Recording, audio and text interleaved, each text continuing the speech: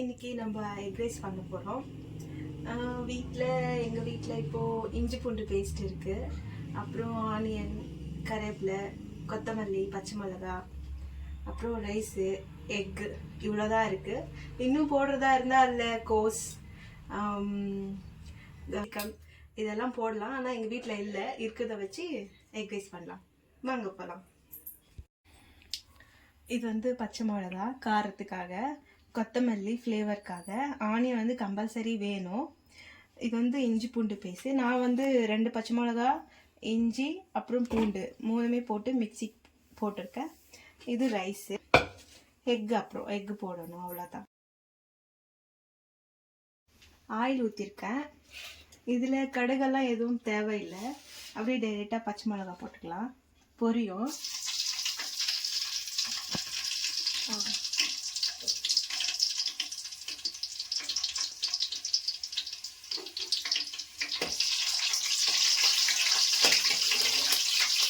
அப்புறம் ஆனியன், கருவேப்பிலை ஒன்றா சேர்த்துக்கலாம்.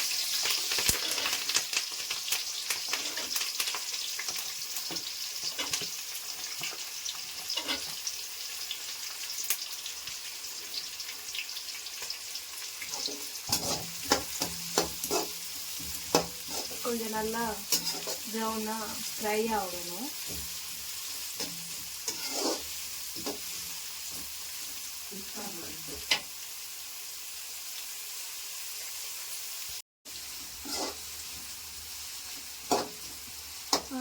இப்போ எக்கு ஒரு ஆள் சாப்பிட்ற மாதிரி ரைஸ்னா 2 முட்டை.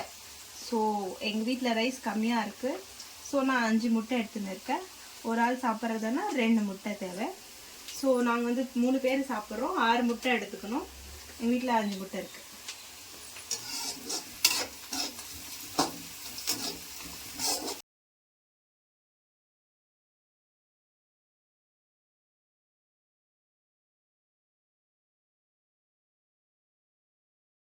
நான் இப்போ கரம் மசாலா போடுறேன்.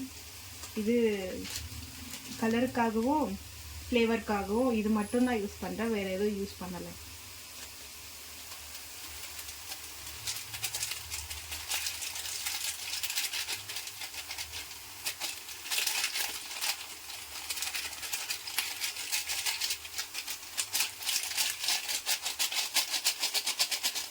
ஒரு பேக்கெட் கரம் மசாலா ஃபுல்லாக போடக்கூடாது. நான் ஆல்ரெடி யூஸ் பண்ண கரம் மசாலா தான் போட்டேன், கொஞ்சமாக போடுங்க. நான் பேக்கெட் ஓப்பன் பண்ணி அப்படியே போடலை, கொஞ்சமாக போட்டுக்கோங்க.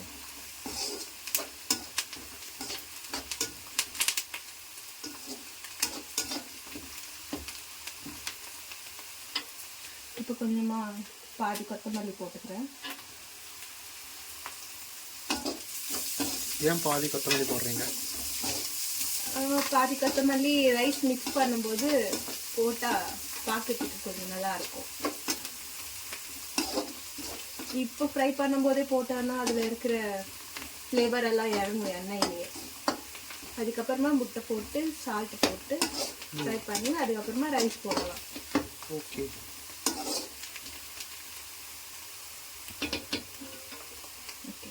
முட்டை போட்டுக்கலாம்.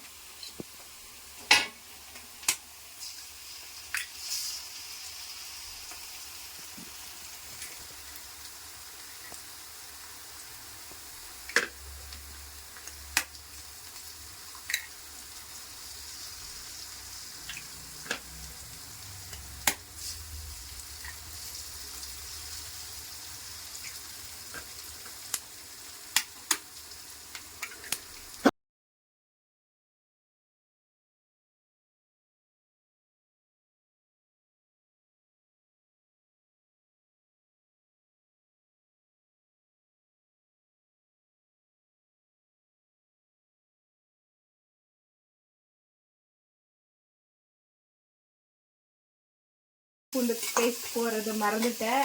நான் இப்போ தான் ஃபஸ்ட் டைம் வீடியோ என் தம்பி எடுக்கணும்னு சொன்னதுனால.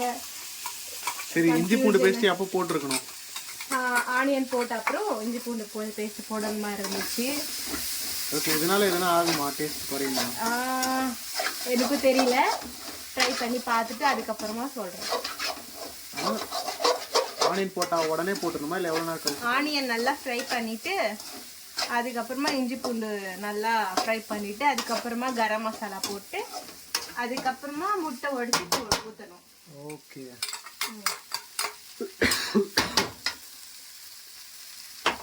நீங்க சமையல் எப்படி நீங்க இதை கத்துக்கிட்டீங்க? யார் சொல்லி கொடுத்தாங்க? எனக்கு ஒருத்தரை பிடிக்கவே பிடிக்காது, அவங்ககிட்ட தான் கற்றுக்கணும். ஸோ பிடிக்காதவங்க கிட்ட இருந்து பிடிச்ச ஒரு விஷயத்த கற்றுக்கிட்டு இருக்கீங்க.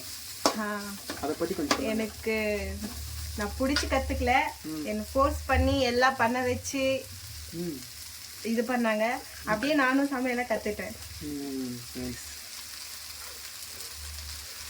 இப்போதான் வந்து என்ன ரைஸ் போட்டுருவோம். இப்போ எனக்கு ஒரு டவுட் என்னன்னா, இது கடாயை தனியா எடுத்துட்டு ரைஸ் போடலாமா இல்ல ரைஸ் இப்ப போட்டு அதுவும் ரைஸ் கூட ஃப்ரை பண்ணணும், அப்போ கொஞ்சம் நல்லா இருக்கும் டேஸ்ட். அப்படியா? சில நேரங்கள்ல ரைஸ் வந்து ரொம்ப இதாயிடும்ல, ட்ரை ஆயிடும்ல, அந்த மாதிரி. அதனால நீங்க குக்கர்ல வைக்கிறதா இருந்தா கொஞ்சம் தண்ணி கம்மியா வச்சு விசில் விட்டு எடுத்துக்கலாம். ரொம்ப தண்ணி வச்சீங்கன்னா இப்ப ஃப்ரை பண்ணும்போது சாதம் குழஞ்சிரும். ஸோ தண்ணி கொஞ்சம் கம்மியா போடணும். நார்மலா சாதம் சாப்பிட்றத விட எக் ரைஸ்க்கு கொஞ்சம் கம்மியா போடணும். ஆமா.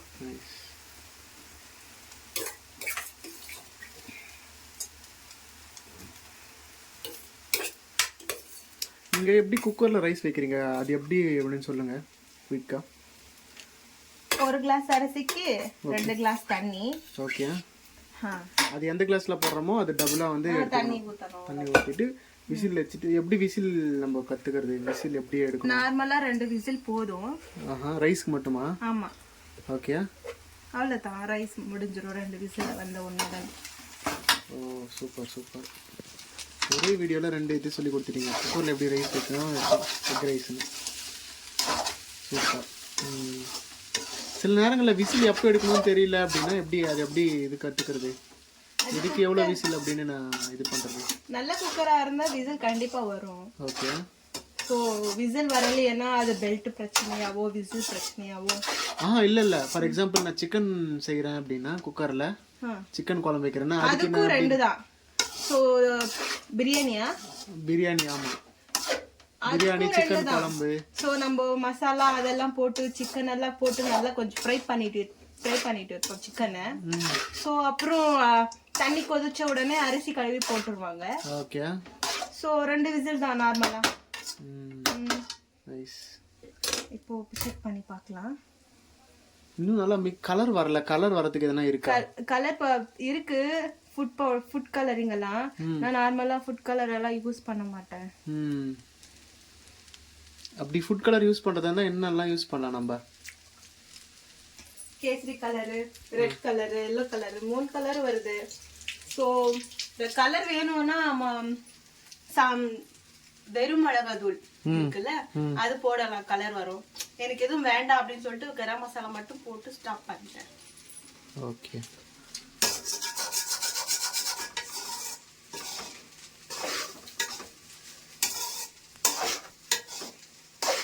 நல்லா இருக்கு. நான் இஞ்சி பூண்டு பேஸ்ட் லாஸ்டா போட்டது என்ன ஆகுமோன்னு நினைச்சேன்.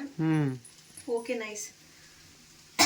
ஓகே. இப்போ இது ரைஸ் எவ்வளவு நேரம் அந்த இதுலயே இருக்கணும், கேஸ்லயே? இது வந்து மதியம் பண்ண ரைஸ் இல்லையா, அதனால கொஞ்சம் சூடு பண்ணணும். சூடா இருக்கிற ரைஸா இருந்தா சீக்கிரமாவே இறக்கிடலாம். சோ ஃப்ளேம் கொஞ்சம் அதிகமா வச்சு சீக்கிரமாவே இறக்கிடலாம். ஓகே.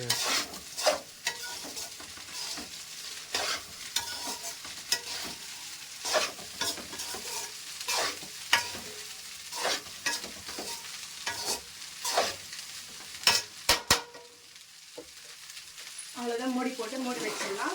சாப்பாடு கொஞ்சம் சூடாயிடும். அவ்வளோதான் இருக்கு. இதையும் தம் வைக்கிறீங்களா? தம் எல்லாம் ஒன்றும் இல்லை, அவ்வளோதான். மூடி போட்டு ஸ்லிம்ல வச்சிட்டோம்னா ரைஸ் கொஞ்சம் சூடா வரும். சூடான ரைஸ்னா இந்த மாதிரி வைக்க தேவையில்லை. ஓகே.